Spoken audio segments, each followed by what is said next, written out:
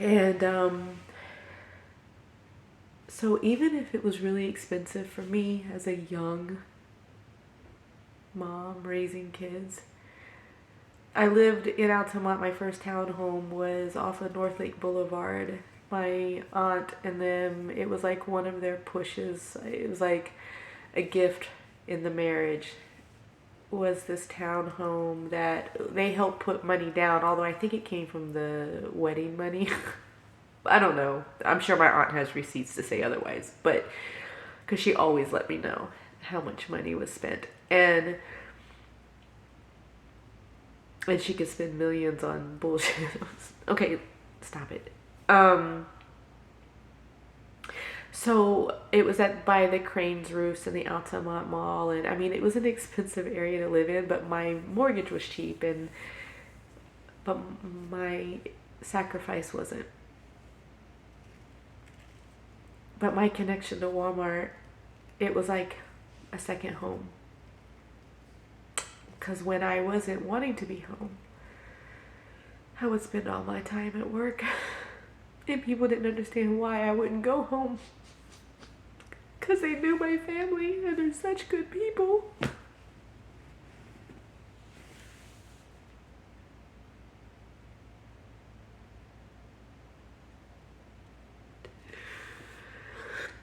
But what I loved about Walmart was I would go in there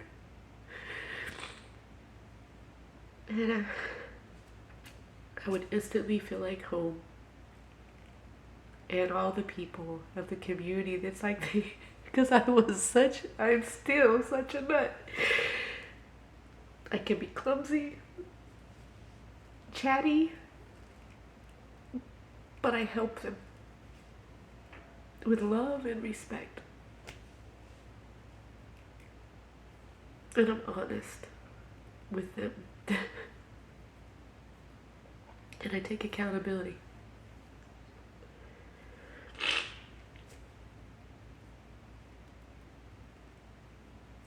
This is going to be a really long video. I don't know what I'm thinking.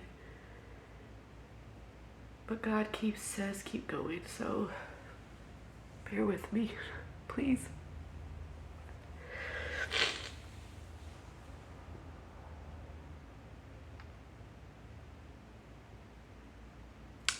After I left Walmart, I still stayed in contact with the store manager. One, because he was one of my best references back then when I used to actually use references.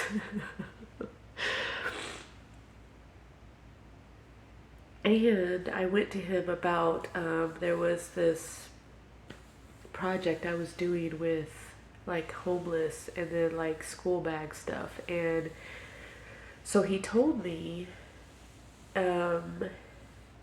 if I got like a resale tax ID something, that he could let me get the stuff and I didn't have to pay taxes. But in the meantime, I was doing and I'm trying to remember who the company was that I organized with originally. It was a very small group of people and me, but what it was an event. Now today it's called Helping Hands. And I think I was calling it something like Helpful Hands or Hands that Help or Bags of Hope or some shit like that. And then eventually the name was later called and adapted. And then there was an organization that came that to my awareness at another church that I ended up doing the media and IT work for, that my aunt and uncle was connected to. And I got connected with Helping Hands there. And I was like, is that the same? But I never questioned it, but they did do the same concept of what I was doing at that time. So I met with the store manager and I said, well, can you donate stuff to do sack lunches and a toiletry bag? He said he could do it once for me, but I would have to do the thing and come back with the paperwork to do it again. So I said, okay, because he said he knew that to get like a 501c3 or whatever, it could take a long time to get that approval process. And I was really eager. And I think he felt bad for me at that time because he knew I was caught up in something that had nothing to do with me. And I just looked at it like it's just family business. It's just, I was used to wars around money growing up. To me, it was normal. I just knew that I had to get out of Dodge because I didn't want to be a part of the wars. I wasn't there for that. I was part of, God made me to be a part of the solution, not the problem. But people make me out to be the problem because I shine light on problems. Anyways, I was so excited because, and at the same time, oh, yes, that's what it was. Okay. I'm sorry, it was so long ago, but my husband at the time was also a coach for the Orlando Junior Magic Basketball League. The event was it was meant to be a fundraising event to bring together the team members because during one of the games, one of the young boys who was adopted, and we didn't know that he had a heart machine. He had something, but his adopted family did know, and they left that out of the registration because they knew that the guy Howard, who ran the Junior Magic Basketball League in that district, even though my ex-husband was, and the father of my children was the coach of it, they knew he had a heart condition. He didn't know. And had Howard known, he wouldn't have let him play probably. And so the family didn't tell anyone. And then during one of the games, the boy collapsed. And I ran to the field and he died. Wait, I'm sorry. When he died, all of the fluids came out of his body. And all I kept thinking was I had to cover him up. I didn't realize he was dead. I didn't want him to be embarrassed. But then his parents came over. His mom.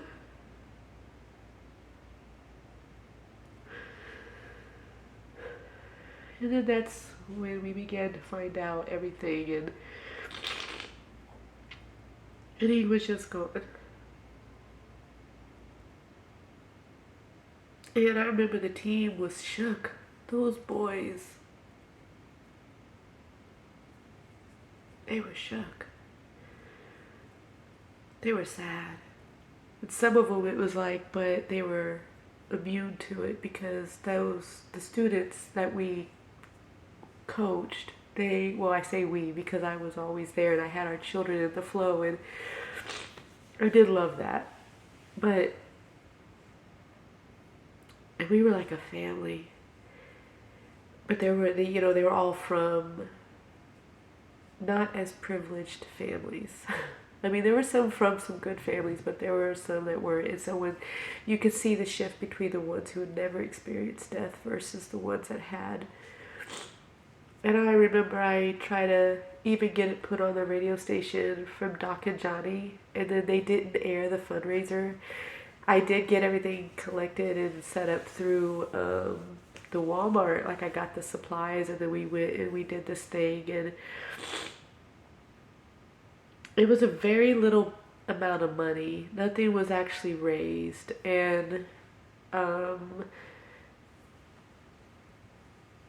when we tried to get the parents to come out, and they just wanted their privacy in the moment, and the mom told me to just apply any money that was raised to next year's, like, because there were some students that didn't have the money for even the uniforms. It was cheap though. It was like $20 back then, but there were some students who still didn't have it. And so the money was given to Howard, but the boys and the team came together, and some people, like the parents, like some people came, but that was what it was for. And then after that, that's when it sparked where I was working with the other company, and I was like, we should do this as a homeless project, because those students that were part of the basketball thing, some of those students really were struggling.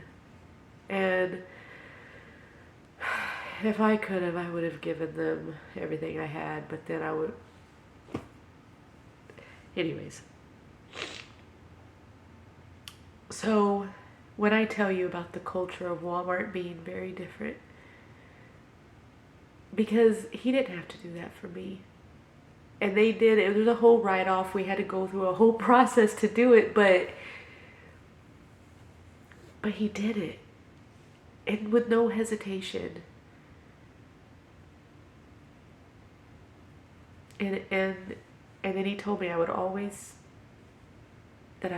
always going to be able to get hired and come back to any store, any Walmart. And even the people that later, after I guess whatever was resolved between Walmart and my family, and I did see them in passing events, things like that. Not much after that, because my relationship with my family became more and more distant, because I became more and more distant as I was tired of being in formation. It didn't work for me. I'm an artist, and I just wanted to go to college. But I couldn't seem to make it fit, because I didn't understand what I was dealing with when it came to, I also have like a dyslexia and a learning disability, and you know, it's all from trauma, but it's just because I've had a lot of head injuries.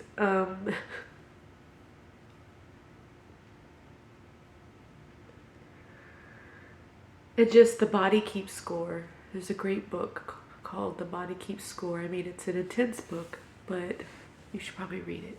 And anyways, I didn't know that when I was younger.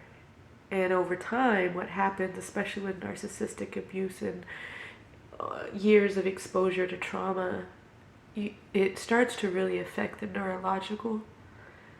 It could even be a prerequisite for early Alzheimer's, dementia, especially if it's in your family. And so if you have a family that's toxic and abusive, and you have a high rate of that in your family, my personal belief in the study that I've been doing, and through my journey history, an amazing doctor, Dr. Romney, has really been a driving force, not just behind my therapy between times when I can actually get my own therapy, but also my continuation of just learning. And because one of the fears I had, when my aunt used to always tell me, well, you don't want to be like your mom, or you don't want to, my fear was I didn't want to be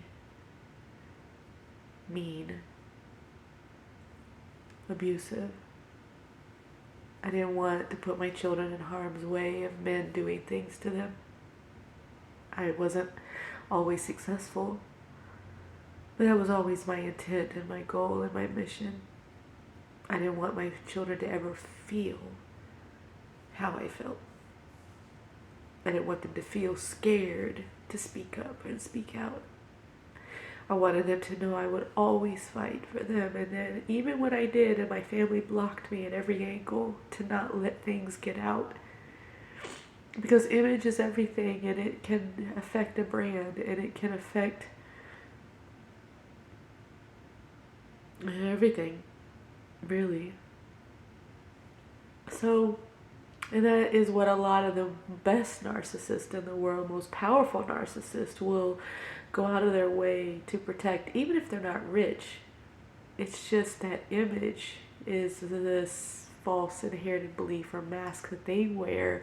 And if people know that their light is generated by suctioning off of your light,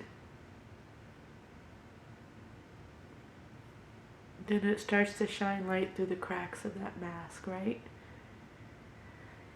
And narcissists have been described as monsters, and they can be. But the truth of the matter is that my foster mom said, the unofficial one, Miss Irene, she's the one from the Church of Jesus Christ of Latter-day Saints. She used to say that she believes in a mighty God, that she believes anybody can be healed if they want to. My fear was becoming a narcissist like Corey, other women. I don't know. Who knows if my aunt is? I'm sure she must be on the spectrum, but I also know what my aunt came from, even if she doesn't talk about it out loud. My grandmother never had a license. She didn't have her own car. I don't know, it was like she had to be held captive, it seemed, because I know she wasn't taken care of all the time in the sense of love and respect, because there was domestic violence in their home. Grandfather was a drinker. That was common, and then the suicide rate is high in that side of the family. So you got to look at that and say, okay, there's got to be a narcissist somewhere in play. Now, when I was growing up, of course, I didn't know that, but I'm just saying, now that it's like Maya Angelou's teachings, right? When you know better, you do better, and whenever there comes a point where you can no longer pretend to be asleep or ignore the truth and the frequency. So, that's what I talk about when I talk about the culture. So when being here at store 1081 in Gainesville, Florida,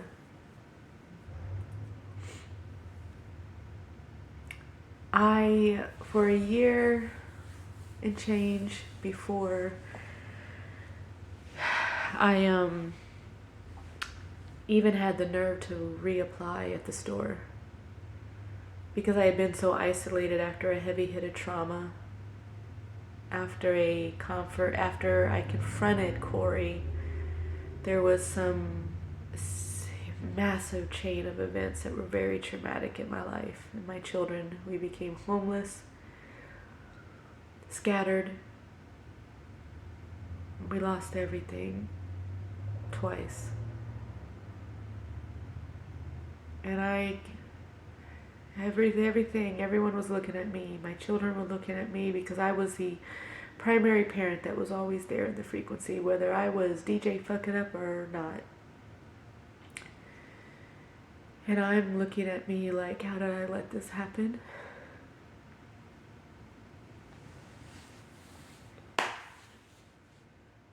Because when I had my children,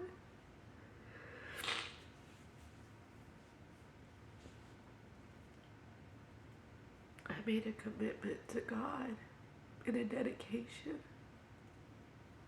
that no matter if their father wasn't going to step up in this situation, I knew I couldn't trust my family, my community of people around me. But I was always going to do what I could to raise them in His light and His love. And I made that dedication and I kept it.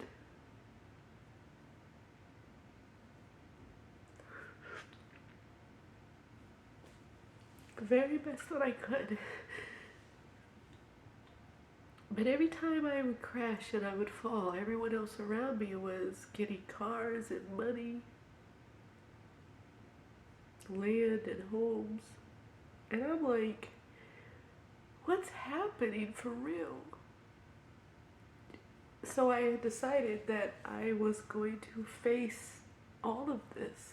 And that's what I've been doing for nearly 4 years now. And life has not stopped lifing just because I finally said, this is enough. And I'm not a victim. In Helping Hearts Foundation, my slogan was to turning victims to victorious.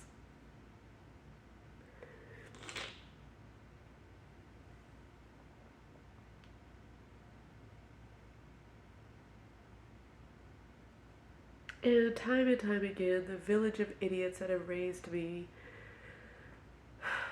have been able to make me look like the greatest fool of all.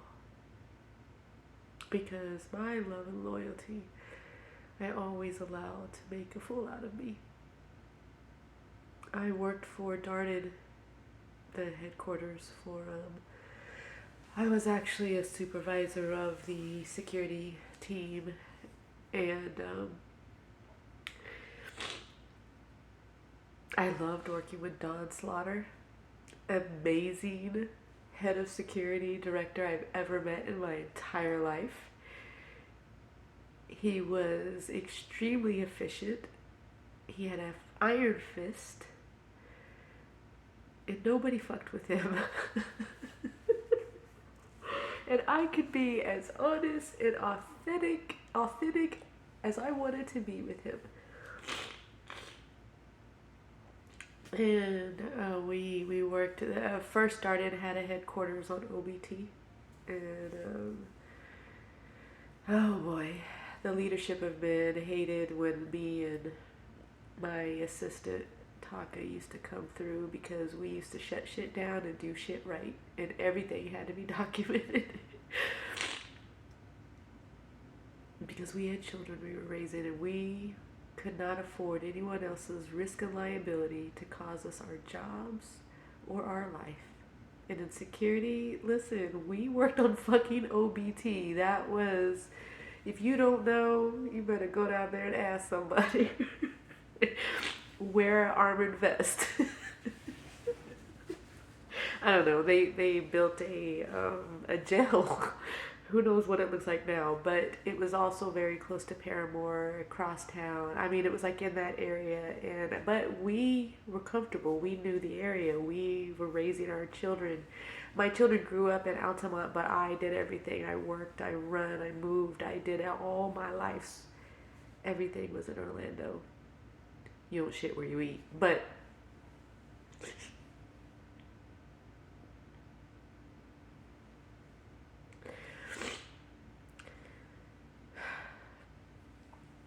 okay, hold on, let me restart.